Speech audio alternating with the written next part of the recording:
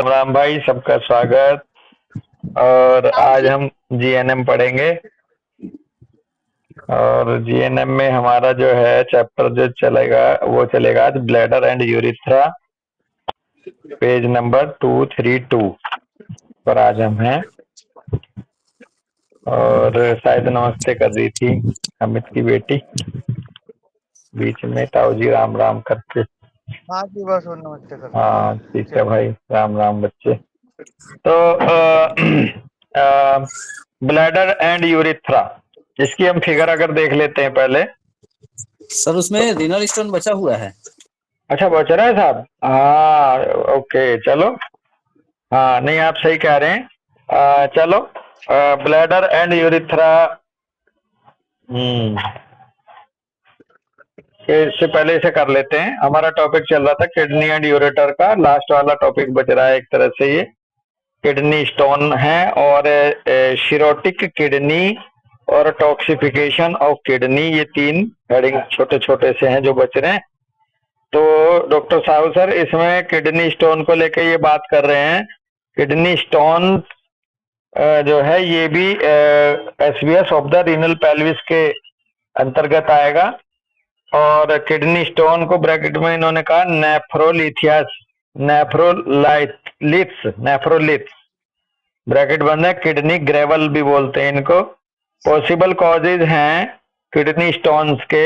Kidney collecting tubule जिम्मेदार हो सकता है। Ureter and mucosa of the renal pelvis kidney stone से रिलेटेड हो सकती है।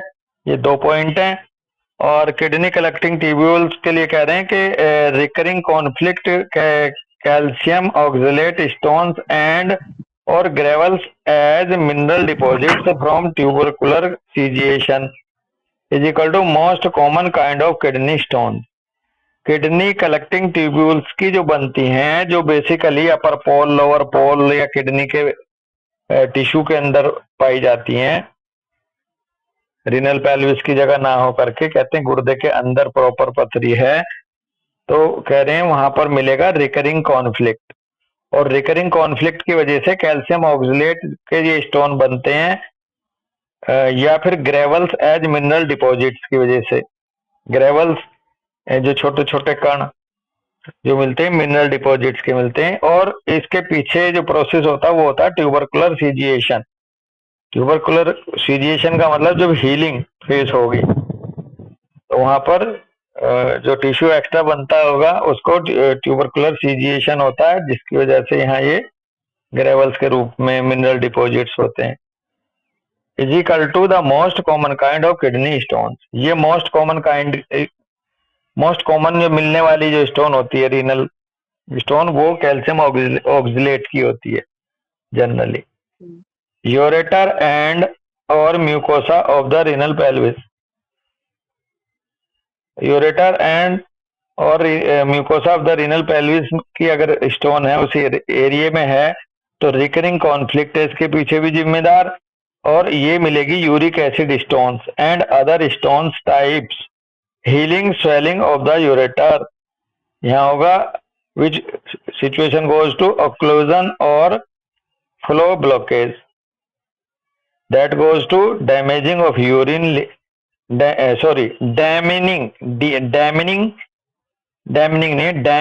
damming of urine leading to sediments deposits and the formation of stones। तो ये भी रिकरिंग कॉन्फ्लिक्ट होगा और ये यूरिक एसिड की स्टोन मिलेगी अगर रीनल पेल्विस में है और यूरेटर में अगर है तो, एंड अदर स्टोन्स कह रहे हैं। और healing swelling of the ureter में यहाँ के दौरान बनेगी। यहाँ ऑक्लूजन और फ्लो ब्लॉकेज की वजह से डैमिंग ऑफ यूरिन हो जाएगा, यानी कि वो रुकेगा, ठहरेगा, जिसकी वजह से सेडिमेंट हो जाएगा डिपॉजिट्स का और स्टोन बन जाएगी। In the course of healing crisis the stones are forced out through the ureter और यूरिथ्रा। जब हीलिंग क्राइसिस आती है तब पथरी बाहर होती है भाई। डॉक्टर सिमरन जी बस। In the course of a healing crisis the stones are forced out through the ureter और यूरिथ्रा। तो बड़ा अच्छा सा भाव यहाँ ये आया कि अगर किडनी कलेक्टिंग ट्यूब्यूल या किडनी के अंदर स्टोन है तो वो कैल्शियम ऑक्सलेट की होगी, और अगर यूरेटर में और या रीनल पैल्विस में स्टोन आ रही है सामने डायग्नोसिस में तो वो जनरली यूरिक एसिड की बनी होगी। एक तो ये बड़ा अच्छा पॉइंट मिला। दूसरा ये है कि कभी भी किसी की पथरी निकलती है अपने आप पानी वानी पी के दर्द होके तो वो हीलिंग क्राइसिस की वजह से निकलती है। थेरेपी में कह रहे हैं स्टोन की आइडेंटिफाई द कॉन्फ्लिक्ट और tracks so that no new stones are form. अगर कॉन्फ्लिक्ट मिल जाए तो उसको रिजोल्व करो ताकि नए स्टोन ना बने। Dissolution by lithosol mineral, dissolution dissolve करने का प्रोसेस है लिथोसोल के माध्यम से।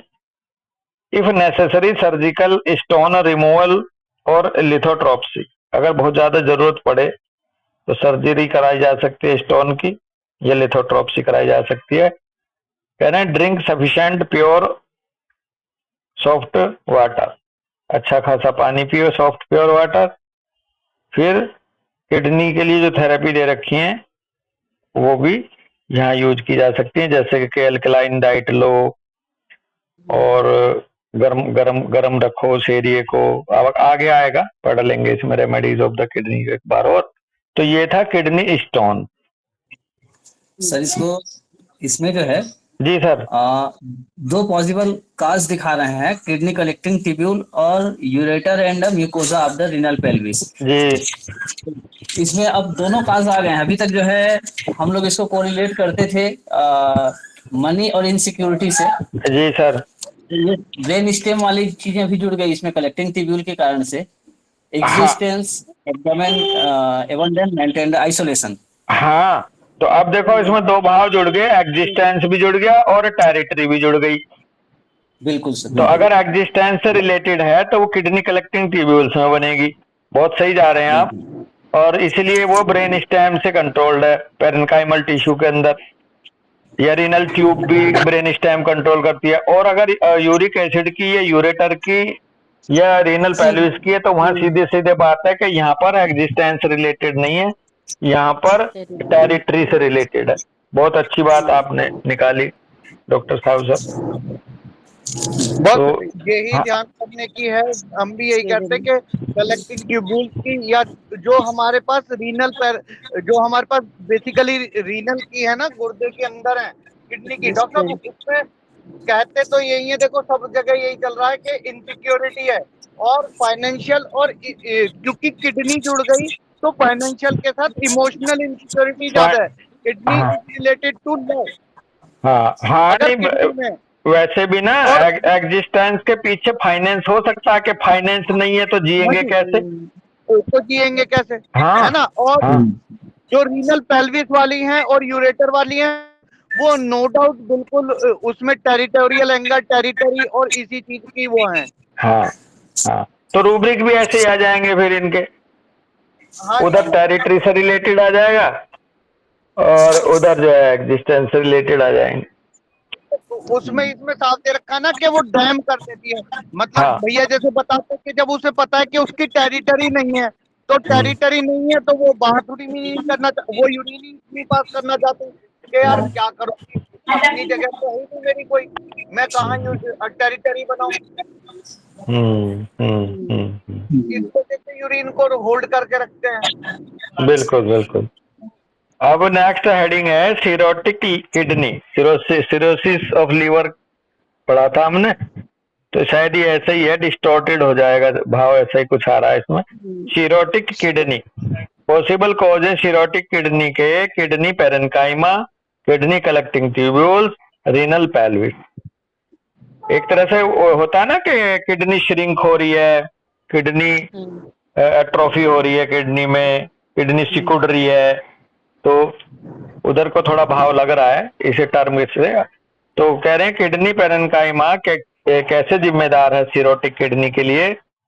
Kidney parenchyma in hanging activity और after recurrences demise of the basic tissue of the kidney, dash लगा कह रहे हैं कन्वर्ट टू कनेक्टिव टिश्यू यानी कि फाइब्रोसिस।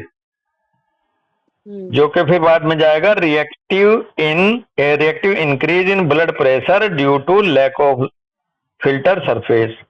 तो अगर किडनी पैरेन्काइमा जिम्मेदार होगा सिरोटिक किडनी के लिए, तो यहाँ पर क्या हो रहा है कि जो बेसिक टिश्यू है किडनी का, पैरेन्काइमल टिश्यू, वो डिमाइस वो कम होने लगता है, क्योंकि वो कन्वर्ट होने लगता है फाइब्रोटिक टिश्यू में, कनेक्टिव टिश्यू में, और इसलिए जो फंक्शनल था वो अपना फिल्टर के लिए, वो फंक्शनल ना रह करके वो नॉन फंक्शनल हो जाता है।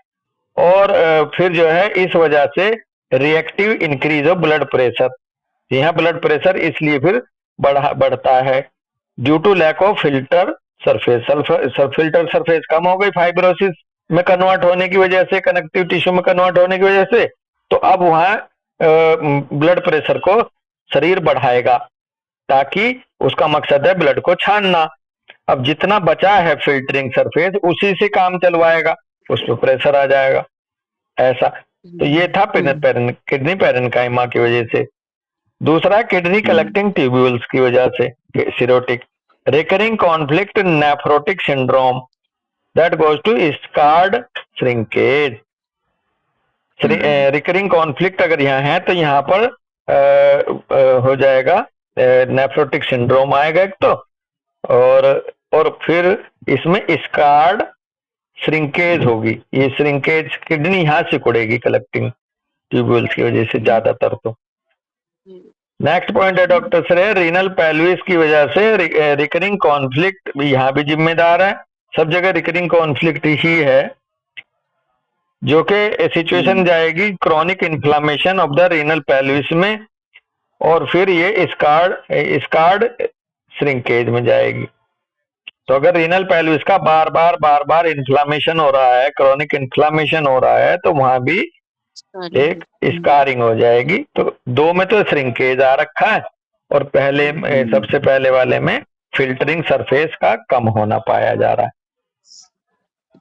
ये सर मैं जैसे अपना क्रॉनिक रीनल फेलियर में देखा जाता है, हाँ, तो उसमें भी जब लास्ट स्टेज या एंड स्टेज चला जाता है रीनल डिसीज में, तो वो भी पूरा एट्रोफी हो जाता है किडनी का। तो उसमें भी जो पैरेन्काइमा होता है टिश्यू, वो सारा का सारा उसका सिरोसी हो जाता है, खराब ही हो जाता है वो। आई थिंक वो भी जो मतलब CRF में जा रहा है, वो भी रिकरिंग कंप्लीट ही चलता आ रहा है शुरू से लेके, वो उसको कभी वो हीलिंग में आया ही नहीं है। हाँ, तो इसके लेकिन वजह से वो CRF हाँ, बात यहाँ पकड़ने वाली ये है कि हमारे पास जो केस आएंगे सिरोटिक किडनी के लेटर एज में, तो ये तीनों भी शामिल हो सकते हैं। लेटर एज में तो पूरा तीन सिस्टम मान कर चलो किडनी के, ये रीनल पैलिस वाला, किडनी कलेक्टिंग ट्यूब्यूल वाला, और किडनी पैरेन्काइमा वाला। लेकिन अगर हम देखें शुरुआत में, तो शुरू में हमें कोई सा एक पार्ट ज्यादा जिम्मेदार लगेगा। अदरवाइज जैसे मान लो किसी को किडनी चली गई, तो एक को कंपनसेट करने के लिए दूसरा डैमेज हो जाएगा, दूसरे को कंपनसेट करने के लिए तीसरे पे बात आ जाएगी। तो जनरली इतना बारीकी से ना तो कोई देखता CRF के केस में, और कन्वेंशनल मेडिसिन वालों को तो बहुत ज्यादा मतलब है नहीं इस चीज से। हमें इसलिए ज्यादा मतलब है कि हमें यहाँ से परसेप्शन उठाना होगा अलग अलग। तो अगर हम ये पता कर लें डॉक्टर श्रेय शुरू में या जिस केस में भी कि इसमें कौन सा पार्ट जिम्मेदार है किडनी का, पैरेन्काइमा जिम्मेदार है, कलेक्टिंग ट्यूब्यूल ज्यादा इन्वॉल्व है, रीनल पैलिस ज्यादा है, तो हम उसके अकॉर्डिंग अपना रूब्रिक ले सकते हैं दोस्त, परसेप्शन पकड़ के। और कायदे में क्योर भी तभी होगा, ये जान लो आप। जब तक हम नहीं बारीकी में जाके वहां पकड़ेंगे पर्टिकुलर टिश्यू से रिलेटेड परसेप्शन, तो हमें रिजल्ट आएगा नहीं उतना जैसे हम चाहते हैं। तो जिसने पकड़ लिया वो उसका रिजल्ट बहुत अच्छा आता है, कहते साहब उसने तो किडनी सही कर दी थी उसकी। तो ये रिजल्ट लेने के लिए हमें ये बारीक ज्ञान, बारीक नॉलेज होना बहुत जरूरी है केस की।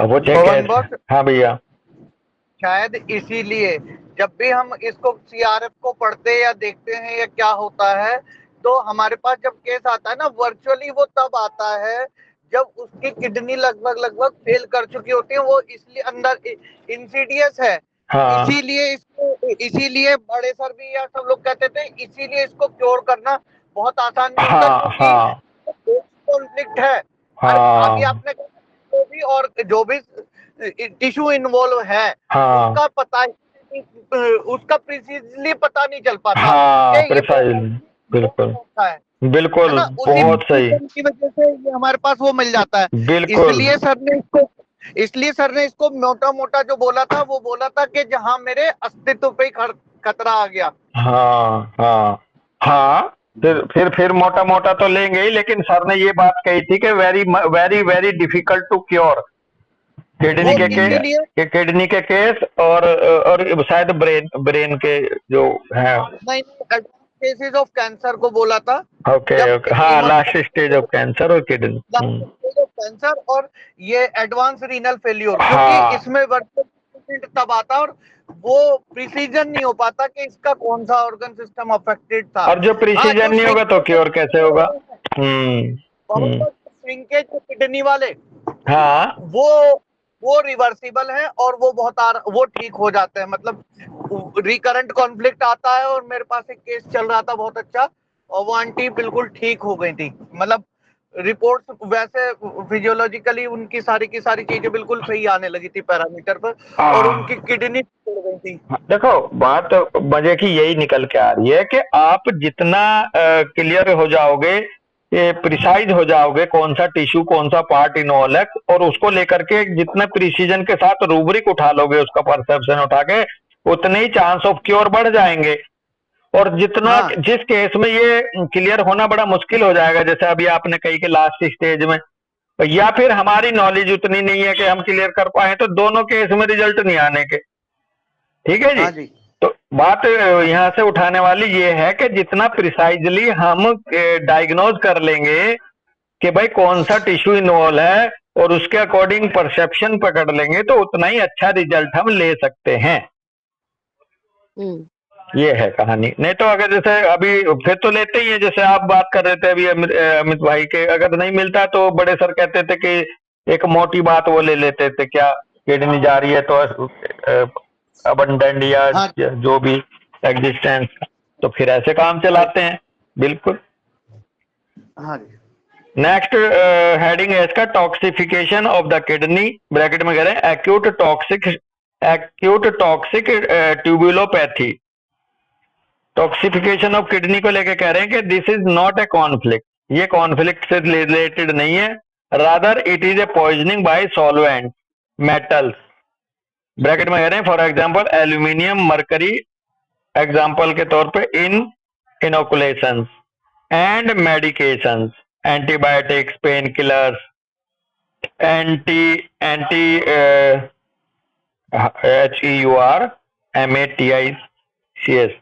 एंटी हर्मेटिक हर्मेटिक ओ सॉरी एंटी रूमेटिक, एंटी रूमेटिक्स वही pain killer doctor Deepshikha, anti hypertensive, contrast agent, chemo chemotherapeutic drugs etcetera. अगर इनसे जा रही है तो वो बेसिकली कोई कॉन्फ्लिक्ट वहां जिम्मेदार नहीं है, वो इनकी वजह से, टॉक्सिसिटी की वजह से हो रहा है। और फिर ये इनसे क्या हो जाता है, damage of the renal cells and tubules, damage of the renal cells and tubules में चले जाते हैं।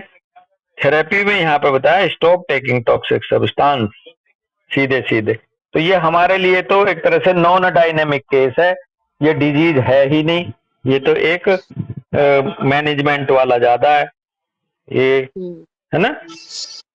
जी जी तो हाँ, तो रेमेडीज फॉर द किडनीज एक बार फिर यहाँ और कर लेते हैं। तो कह रहे हैं रेमेडी किडनी के लिए सबसे अच्छी क्या रहती है, उपचार इसका, रीनल कॉलिक अगर है तो वार्मथ दो, फिजिकल एक्सरसाइज कराओ, मसल रिलैक्सिंग एजेंट दो, पेन किलर्स दो, drink sufficient pure soft water दो, फूड के नाम पे कह रहे हैं एल्कलाइन डाइट दो, specially celery, carrot, cucumber, squash, asparagus, strawberries, beans. कई बार वैसे खीरा खाने के लिए मना कर देते हैं हमारे कुछ दोस्त कि खीरा मत खाओ, टमाटर मत खाओ, ये मत खाओ। टीज में कह रहे हैं stinging nettle, goldenrod, birch leaves, funnel, speedwell, raspberry leaves, elderberry, ladies, bedstraw, आर्जिमनी एंड जियोलाइट पाउडर। गूगल पे हम जाके इनको अलग अलग एक नाम से निकाल के देखेंगे तो हमें क्लियर हो जाएगा कौन सा क्या सब्सटेंस है।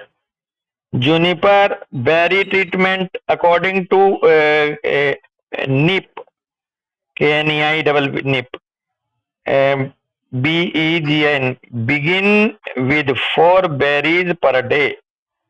अच्छा, बिगन शुरू करेंगे 4 बेरी पर डे से। Afterwards for 9 days take 1 more each day, then go back to 4।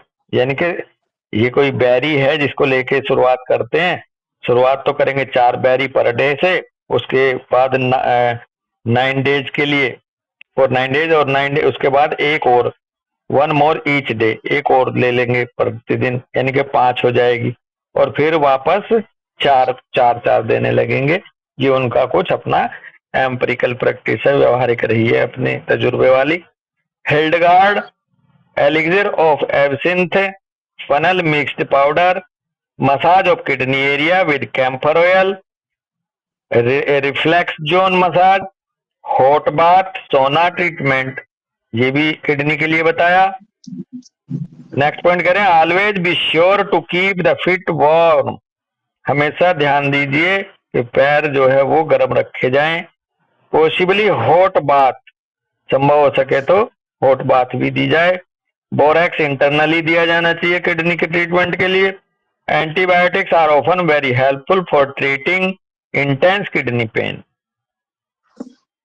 Next करें, लेविलाइट्स ऑरिकम स्प्रे, MMS ब्रैकेट में करें the better antibiotic in chronic courses. MMS की फुल फॉर्म क्या थी? MMS की फुल फॉर्म पेज नंबर 3 पे है। इसमें है MMS से miracle mineral supplement of gym humble gentle antibiotic. Miracle mineral supplement, MMS, MIR, miracle, चमत्कार करने वाले हैं जी। हाँ। ओके, ये कुछ राइटर्स, कुछ डॉक्टर होंगे जिन्होंने, थेराप्यूटिक्स होंगे जिन्होंने ये दिए अपने तरीके से। ठीक है जी, फिर आगे करें, केन ब्रेड ड्रिंक, जियोलिथ पल्वेर इन रिलीच, the best time for kidney treatment 5 to 7 PM। ये बड़ी अच्छी बात पकड़ने वाली है। इसे और जिसकी नॉलेज बढ़े, ऐसा क्यों कह रहे हैं, वो कभी ना कभी डिस्कस जरूर कर सकता है कि शाम को 5 बजे से 7 बजे किडनी के ट्रीटमेंट को किस लिए कहा गया। तो इसका मतलब मॉर्निंग आवर किडनी वालों के लिए ज्यादा अच्छा नहीं है, शाम का अच्छा है। तो ये था डॉक्टर है बेटा। बस इससे तो रिलेटेड नहीं, जैसे जो एक्टिव फेज में होती, मतलब एक्टिव फेज में होती है, सिंथेटिक फेज में होती है, और जब सनसेट के बाद एक रिलैक्सिंग स्टेट में आना शुरू करती है, तो मतलब उस वजह से कि वो एक बायोलॉजिकल क्लॉक सन वैसा सेंट्रलाइज। इसको ऐसे ले सकते हैं, शायद जो अभी दीपिका एक अपने अपने वो है, हमारा एक तो घर का अपना काम धाम करके आदमी शाम को रात को घर आता है फुर्सत से, जी है ना। और किडनी का मतलब घर आना, किडनी का मतलब घर, बेसिक बात क्या है। इसीलिए कभी भी देखो, ये एक प्रैक्टिकल की और उसकी वो हो जाती है। हमने जितने UTI है, या किसी को रीनल स्टोन हो रहा है, या किसी को किडनी की परेशानी हो रही है, तो एक्यूट रीनल स्टोन के कॉलिक में भी हमने देखा कि आप पानी के पास चले जाओ, या सबसे बढ़िया तरीका होता है कि टैप वाटर, या तो बहते हुए पानी के नीचे खड़े हो जाओ, या पानी में किसी तरह से बैठ जाओ, कि किडनी के केसेस भी बहुत बढ़िया हो जाते हैं। अब इसको आपको पढ़ते पढ़ते पवन बोस एक और बहुत बढ़िया दिमाग आया, क्योंकि हम लोग उसमें दे रखा है ना, समुद्र हमारा दूसरा घर है, पहला घर है। अगर पानी में इसीलिए कहते थे कि भाई थोड़ा से टब में पानी करके और इसको उसमें बैठा दो। अगर हम उस पानी में थोड़ा सा नमक और मिला दें, हाँ थोड़ा सा नमक और मिला दें तो शायद और बढ़िया रहे। इस जब तक लाइफ पानी में थी, जब तक हम एनिमल थे वाटर वाले, तब तक हमारा रीनल सिस्टम की जरूरत ही नहीं थी। सारी के सारे जितने टॉक्सिन्स थे वो तो अपने आप उसमें पानी में निकल आते थे ऑस्मोटिकली। हाँ हाँ हाँ हाँ तो इसका मतलब जैसे ही हम पानी में जाएंगे तो हमारे हमारे जो रीनल जो हमारे टॉक्सिन्स हैं वो पानी में ऑस्मोटिकली निकल के आते होंगे, इसीलिए जरूरत नहीं है बस। अच्छा, मुझे कुछ ऐसा भी लगा कि जैसे कि ये शाम के टाइम ना वही घर की बात आपने शुरू करी थी, ये वेगोटोनिया में जाती है और वही यही सुबह के टाइम सिंपैथिकोटोनिया में जाती है बॉडी, जब दिन निकलने यही वाला है। और किडनी जो है रेडी टू वर्क होती है सुबह के टाइम और शाम को होती है रिलैक्स। तो रिलैक्सिंग। जैसे कि हम पढ़ते थे ना कि कोई भी मेडिसिन पैरोक्सिम के जाने के बाद दी जाए बुखार जी उखार जी में, जी तो ये शाम के टाइम चूंकि इसका जो एक तरह से टास्क था या जो इसका सिंपैथिकोटोनिया था किडनी का, वो थोड़ा सा कम होने लगता है। तो इसलिए पैरोक्सिम में जैसे पैरोक्सिम जाते वक्त मेडिसिन अच्छा काम करती है, ऐसे किडनी का ट्रीटमेंट भी 5 से 7 में और करने का वो है। हाँ जी, वैसे भी एक बेसिक चीज जो हम हमेशा बचपन से पढ़ते आए हैं कि जो भी बॉडी में हीलिंग, रिपेयर, रिजेनरेशन होता है वो रेस्टिंग स्टेट में होता है, जब हम हाँ, रेस्ट कर रहे होते वेगोटोनिक, हैं तभी बिल्कुल होता है। बिल्कुल तो बिल्कुल वो भी इस है। वजह से ये जो टाइम होगा वो रिपेयर, रिजेनरेशन और हीलिंग के लिए सूटेबल टाइम होगा कि अब किडनी, क्योंकि दिन भर तो किडनी को वर्क, पानी का प्रेशर भी पड़ा, मतलब पी हाँ, रहे वो हैं हम पानी, टास्क था, वो टास्क वो में ले लगी रहे हुई हैं, थी, बिल्कुल वो टास्क बढ़ा काम में हुआ था। लगी रात। अब इसके बाद ऐसा सपोज किया जाता है कि 5 से 7 के बीच में लोग डिनर ले लेंगे, फिर वो एंड हो जाता है, वो खत्म हो जाता है जो एक हाँ, कहते हैं अब बताओ भाई, अब बताओ भाई हाँ। क्या करना है, अब अब इसके बताओ। बाद हाँ अब हम मुझे रिलैक्स करना है, अब मैं फ्री हूँ। और अगर मैं प्रैक्टिकली याद करूं डॉक्टर दीपशिखा, तो मैक्सिमम जो किडनी के जो स्टोन के पेन है ना, वो आफ्टर मिडनाइट अर्ली मॉर्निंग ज्यादा देखे गए। हाँ जो हाँ मेरा हाँ मेरा अपना तजुर्बा है, आप लोगों का हो सकता कि और हो, लेकिन मैंने ज्यादातर जो किडनी के स्टोन के जो पेन देखे वो अर्ली मॉर्निंग, यानी कि वही जब ready to do, ready mode पे होती है, तब ये ज्यादा देखे मैंने तो। और आफ्टर मिडनाइट के 3, 4, 5, 6 बजे तक सुबह को कई केसेस का मुझे ये मिला एक्सपोजर। ये मेरा केवल एक्सपीरियंस है, इसमें पक्का स्टेटमेंट में नहीं दे रहा, हो सकता है कि इसमें कुछ और बस गुंजाइश हो। हाँ बस ये इस बात पे डिपेंड करेगा इंडिविजुअल पर्सन की का सिंपैथिकोटोनिया और वेगोटोनिया कब हो रहा है। जिसकी नाइट ड्यूटी है उसका सिंपैथिकोटोनिया शाम से शुरू हो सकता है हो, देखो न, और उसका ड्यूटी वेगोटोनिया दिन ड्यूटी में। ड्यूटी तय नहीं हाँ करेगी बाबू, हाँ नहीं, वो तो ये कहती कंफ्यूज हूँ कर जब लेगा। मतलब जब वो जगह है। हाँ, वो तो कंफ्यूज कर लेगा अपने आप को। उन लोगों पे तो ये रूल्स आप वो कर ही नहीं सकते, जांच ही नहीं सकते, जिन्होंने अपनी दिनचर्या खराब कर रखी। ये चीज जो हम पढ़ रहे हैं, ये बिल्कुल नॉर्मल रिदिम में अगर बंदा है, वहां पे ये हाँ इनके असली फंक्शन पकड़ने वाले हैं, इनकी फिजियोलॉजी रियल। जो लोग रात को जगते हैं, दिन को सोते हैं, उनमें आपके बायोलॉजिकल लॉ ऑफ नेचर को आप वो नहीं कर सकते। वो तो एक, बिल्कुल हाँ, बिल्कुल। उन्होंने तो अर्थ का अनर्थ वैसे ही कर रखा। हाँ, लेकिन बात आपकी वहां बिल्कुल गुंजाइश करगी कि हो सकता भैया उनको ना हो सुबह को दर्द, उनको शाम को हो, क्योंकि वो तो शाम को जगेंगे, है ना। हाँ, ये बात हाँ अलग हाँ है। हाँ, यही बात। Okay okay good. तो खैर बड़े सर अच्छी सी। इसमें हाँ जी सर। हाँ सर भाई। मैं ये कह रहा था कि जैसे कि आप भी कह रहे थे कि शाम को 5 से 7 बजे का टाइम इसमें लिखा है, तो हम ये देख सकते हैं कि शाम को बॉडी वेजिटोरियम में जाती है, बट जनरली सब पूरी बॉडी ही वेजिटोरियम में जाती है, तो खाली किडनी पे सब्जेक्टेड नहीं रहना चाहिए, फिर तो सारा ऑर्गन का सही समय फिर यही होना चाहिए हाँ, अगर जनरली। लेकिन इसके लिए हमें सिंपैथेटिक और पैरासिम्पैथेटिक को जब पढ़ेंगे ना दोस्त, तो हमें जी एक सर। चीज और पता चलेगी कि कुछ कुछ ऑर्गन हमारे पैरासिम्पैथेटिक में एक्टिवेट होते हैं, कुछ तो हमारे वेगोटोनिया में एक्टिवेट होते हैं, और कुछ होते हैं हमारे अपना सिंपैथिकोटोनिया में। तो अब जैसे जितने भी गैस्ट्रिक जूसेस बनेंगे, जितनी भी डाइजेस्टिव वो है डिपार्टमेंट है, वो रात को एक्टिवेट होगा वेगोटोनिया में, है ना। तो फिर ये आपका जो ये डिस्कशन फिर उधर तब बढ़ेगा अच्छे से जब हम ये देख लें कि वेगोटोनिया में कौन कौन से ऑर्गन्स काम पे लगते हैं और कौन कौन से रेस्ट में जाते हैं। सिंपैथिकोटोनिया में कौन कौन से ऑर्गन टिश्यू रेस्ट पे जाते हैं और कौन कौन से एक्टिवेट होते हैं। तो जो आप कह रहे हैं ना कि ओवरऑल जो बॉडी की उसमें जाती है, ओवरऑल नहीं जाती, कई तो रात को एक्टिवेट होते हैं।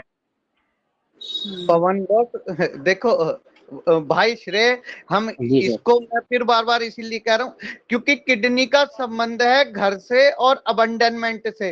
तो ये जो शाम को 5 से समय होता है, इसको हम कहते हैं, अगर नेचर की बात करी जाए, अगर कुदरत की बात यहाँ चल रही है, नॉर्मल वाली बात चल रही है, तो इसको गोधूली वेला या इसको वो कहते हैं कि आदमी शाम को थक हार के अपने घर आ रहा है।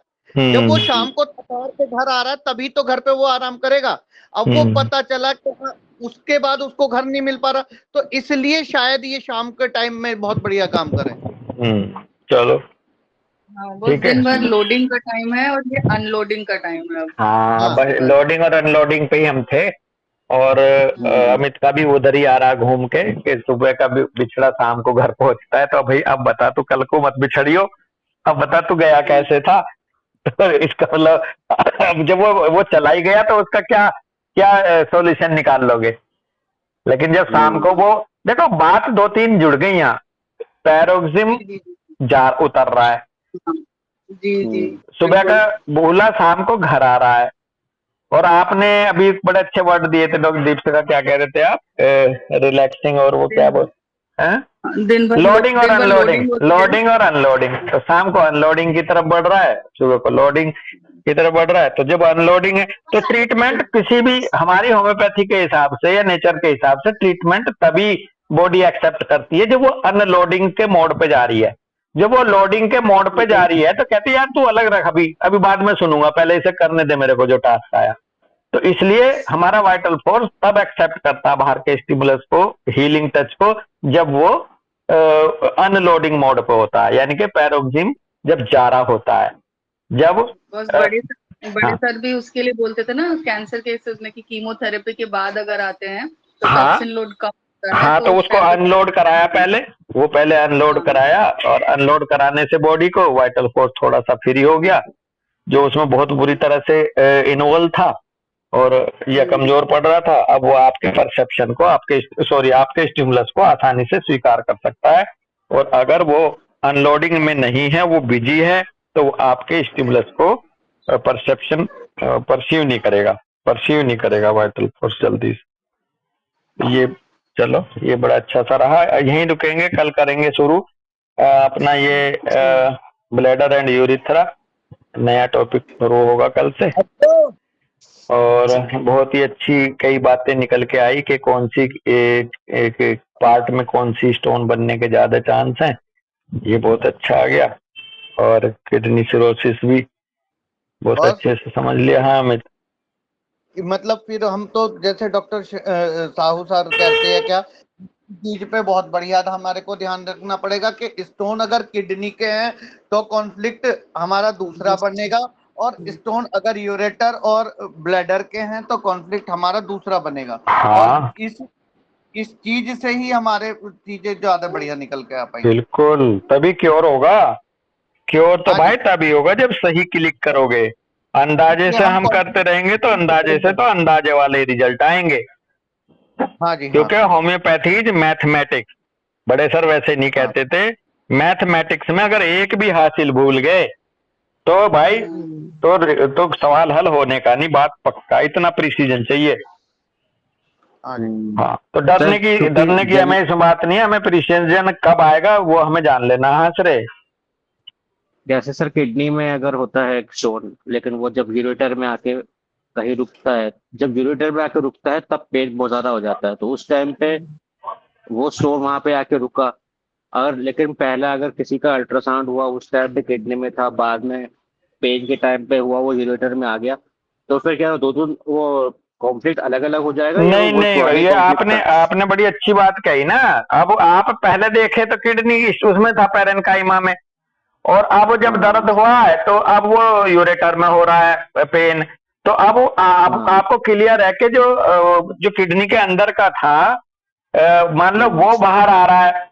तो अब ये तो उसका उसका केवल पेन है जो उसका नर्व एंडिंग्स पे टच होके आ रहा है स्पाज्म की वजह से। तो ये यूरिक एसिड का नहीं मिलेगा। लेकिन मैंने एक चीज और देखी, एक चीज और मैंने देखी कि जनरली वो डिजोल्व होते हैं, घुलते हैं 9 से 8, 8 से 7, 7 से 6 mm के होते होते, जो कि टिश्यू में पड़े हैं। और जो रीनल पैल्विस में पड़ा है या यूरेटर में पड़ा है, वो जनरली वो घुलने की जगह वो पास आउट होता है।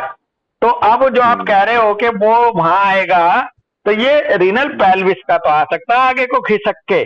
लेकिन अगर अपर पोल या लोअर पोल या मिडिल में पड़ा है किडनी के, तो वो उसका साइज घटते घटते घटते घटते कम होएगा। ये भी आप जान लो, वो साबुत नहीं निकल सकता वहां से जो किडनी के टिश्यू में पड़ा है। तो ऐसे जो आपका जो सवाल है उसका आंसर तो यही था कि यदि वहां वहां किडनी के अंदर का स्टोन आके यूरेटर में फंस के पेन कर रहा है, तो इसका मतलब ये नहीं है कि वो यूरिक एसिड का बन गया। आप वो है तो पीछे से ही आ रहा है, तो वो कैल्शियम ऑक्सलेट का हो सकता है। लेकिन आप ये देख रहे हैं कि पेन नहीं है या थोड़ा बहुत दुखन वाला पेन है, आपने डायग्नोसिस कराई तो देखा कि वो रीनल पैलिस में पथरी पड़ी है, निकल रही नहीं, तो इसका मतलब वो वहीं बनी है ना। तो वो फिर मान के चलिए कि वो यूरिक एसिड की होने के ज्यादा चांस है दोस्त। देखो मतलब सर अगर वो वहां पे यूरेटर में फंस गया तो हाँ, वो हीलिंग क्राइसिस में चला जाता है ना, मतलब? नहीं, हीलिंग क्राइसिस में आने के बाद ही यूरेटर की तरफ को बढ़ेगा, ये भी जान लो। क्या वो रीनल पैल्विस का स्टोन हो चाहे यूरेटर का अपर पोल पे पड़ा हो, पथरी अगर किसी की निकलती है तो वो इसमें बताया जीएनएम में कि वो हीलिंग क्राइसिस के दौरान निकलती है, क्योंकि हीलिंग क्राइसिस में बेसिकली स्पाज्म बढ़ जाएगा, जो स्पाज्मोटिक रिएक्शन बढ़ जाएगा। और जब स्पाज्म क्रिएट होंगे तो जाहिर सी बात है कि फिर वो पुश आउट करेगी जो भी कंटेंट उसमें पड़ा है ल्यूमन में। तो इसलिए स्पाज्म बढ़ने की वजह से हीलिंग क्राइसिस में वो स्टोन या कोई भी कंटेंट है पड़ा हुआ वहां पे, वो आगे की तरफ को पुश आउट होगा, तो इसलिए निकल जाता है दोस्त वहां पर। और देखो मजे की बात फिर यही है कि अगर किसी को दर्द हो रहा है और उसको आप एंटी स्पाज्मोटिक दे देते हो, तो अगर बिल्कुल नीचे ही आ गया, पीछे से पानी का प्रेशर, पेशाब का प्रेशर बन गया, तो बात अलग है। अदरवाइज ऊपर वाली किडनी वहीं रुक जाएगी, क्योंकि जो स्पाज्म उसको आगे धकेल रहा था कई बार, उसको आपने मौका नहीं दिया।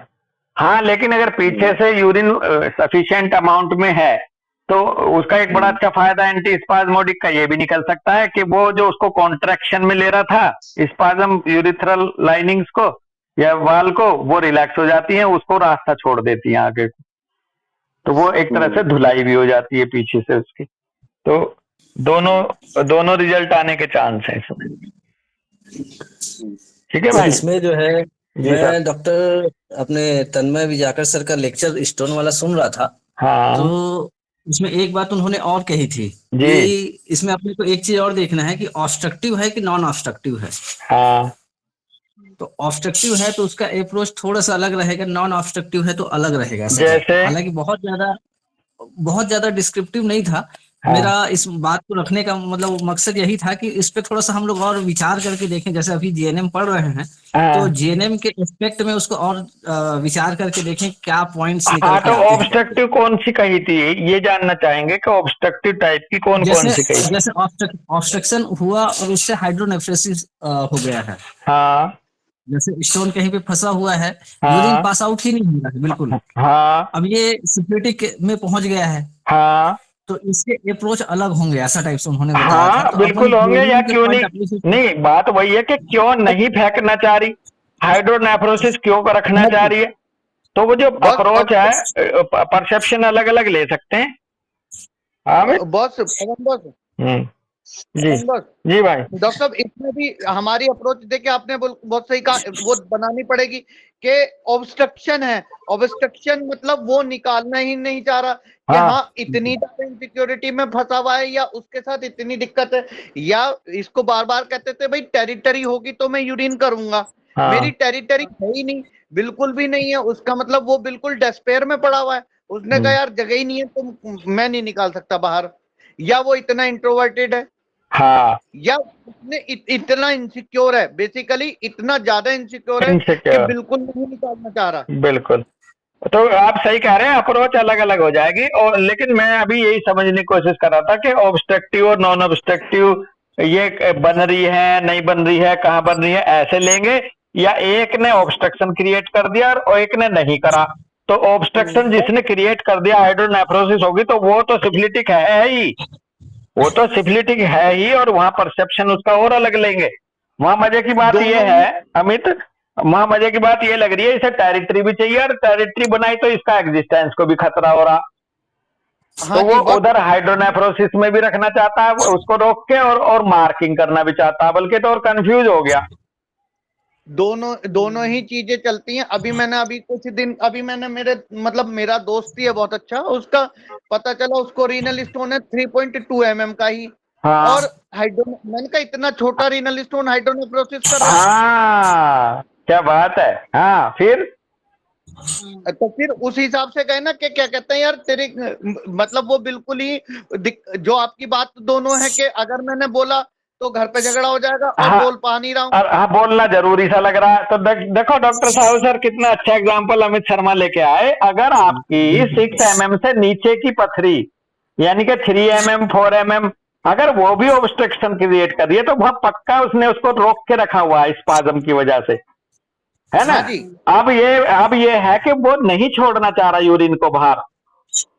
और अगर मान लो मोर देन 6 mm, जैसे कि अपनी बुक्स बताती हैं, मोर देन 6-7 mm की पथरी अगर उससे भी बड़ी है, अगर उसने आके वहां अटक गई है, तो उसकी अलग एक थोड़ी सी कहानी हो सकती है। लेकिन ये तो और भी बड़ा क्लियर हो गया केस अमित शर्मा भाई से, कि अगर 3.5 या 4 mm की पथरी को भी नहीं फेंक रहा शरीर, तो इसका मतलब तो इंटेंशनली उसने रोका हुआ है।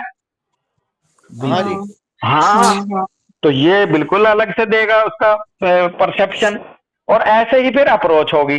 साहु सर जो आप कह रहे हैं ना, तन्मय सर ने जो बताया, अप्रोच फिर अकॉर्डिंग टू स्टेट और अकॉर्डिंग टू परसेप्शन हम हमारी अप्रोच बदल जाएगी। तो ये यही है यहाँ पे होम्योपैथ में। जी सर। यहाँ पे पॉसिबल रूब्रिक क्या हो सकता है सर? मतलब देखो अब यहाँ पर पॉसिबल रूब्रिक तो हमारे को फिर हमारी बेसिकली एग्जिस्टेंस या टेरिटरी दोनों से ही एक ऐसा रूब्रिक आएगा जो उसके टेरिटोरियल एग्जिस्टेंस को डिफाइन करता हो। एक बात, दूसरा यहाँ देखो, जहां यहाँ कंफ्यूजन में है ये, मैं हाँ इसे जी। छोड़ूं या रोकूं, या फिर यहाँ ये एंटागोनिज्म में है। हाँ जी। है जी। तो ऐसे ऐसे कई बातें बढ़ सकती हैं इधर, और कंफ्यूजन तो बहुत ज्यादा बढ़ेगा। कंफ्यूज है यार, हाँ तू जी। तू निकालना चाह रहा था 3 mm की पथरी, वहां तक ले आया और पेशाब तो निकाल नहीं रहा। अब मैं छोड़ू बहुत नहीं छोड़ू, छोड़ू नहीं छोड़ू में फंस रहा है जी।